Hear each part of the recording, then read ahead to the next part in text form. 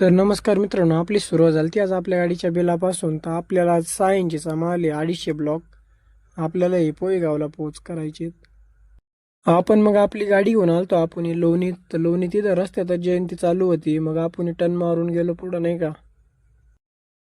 आज जयंती असल्यामुळे आपण गाडी आपली दमादमानेच काढून घेतली. मग आपण आलतो आडगाव रोडला. आडगाव मधून निघाल्यावर मग आपण आलतो केलवड रस्त्याला. आपलं ऊन अजून चाललंय दमादमाने, आज भरपूर लांब केपे नाही का. आपण मग केलोड म्हणून पुढे निघाल्यावर मग आपण आलो कोराळे गावात. आपण मग आता आलतो कोराळे गावाच्या कमानी पैसे. मग आपल्याला डायरेक्ट सरळ जायचं होतं पोहेगाव मध्ये. तर कोराळे गावात जर कोणी असलं तर मला कमेंट करून सांगा. तुला आज बरीच लांब खेपा असल्यामुळे म्हटलं गाडी तरी गार होईल थोडी नाही का. मग आपण आता होतो पोहेगावच्या बाजार तळावर. आपल्याला आज डायरेक्ट 3.5 टन लोड आहे.